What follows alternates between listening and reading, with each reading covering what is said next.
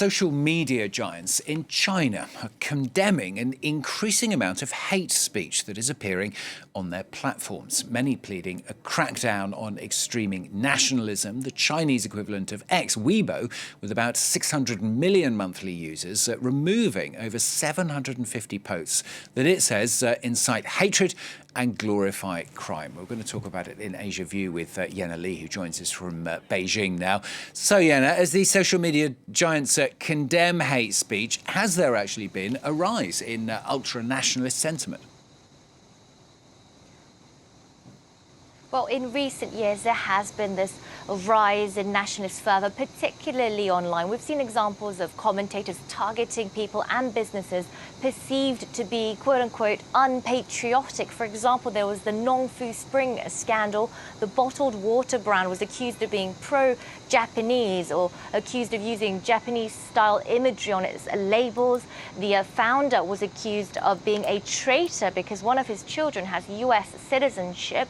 Another example, earlier this year, a blogger filed a lawsuit against China's only Nobel Prize-winning author, Mo Yan, accusing his fictional books of smearing the army. Another example, some netizens even vow to never send their children to China's top university, Tsinghua University, because many graduates from there end up studying in the United States afterwards. And at times, this online environment can spill over into the real world. Last week, a Chinese woman was killed after trying to protect a Japanese woman and her child from a knife attack.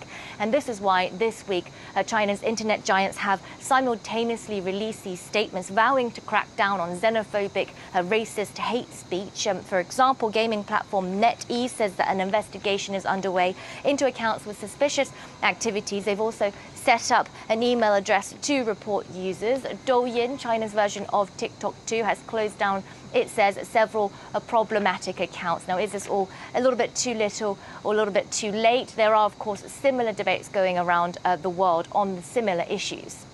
You know, what's the official line then from Beijing?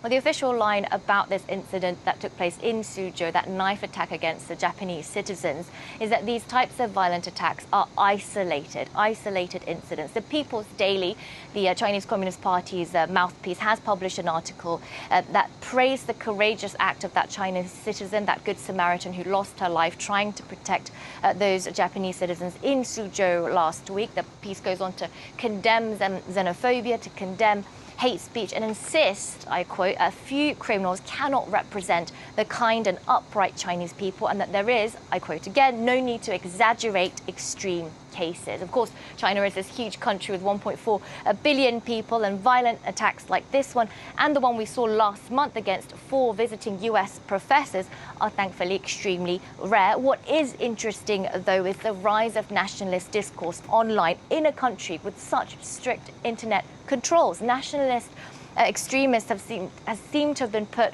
on this long leash because the official line itself here has become more nationalist too. Over the years, President Xi Jinping has ramped up the idea of patriotic education for children in China. He wants more pride in China. He wants to show that his country is flourishing under his watch. So even though some trolls do go beyond the official narrative, even though they do cross the lines at times, they're still mostly allowed to exist. Let's end Asia View then, Yenna, by talking about a different story. Monday, it was the 27th, would you believe, anniversary of Hong Kong's handover from Britain to China.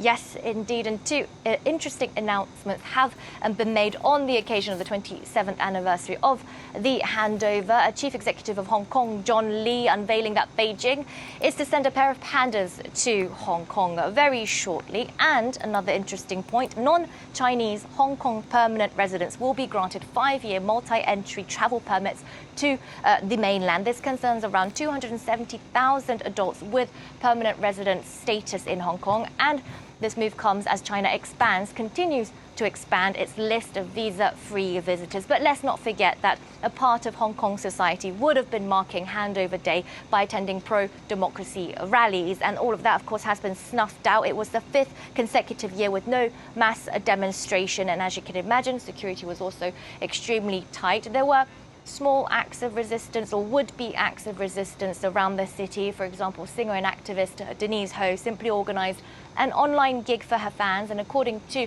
Hong Kong Free Press, the event was shut down by a dozen police officers, citing a noise complaint.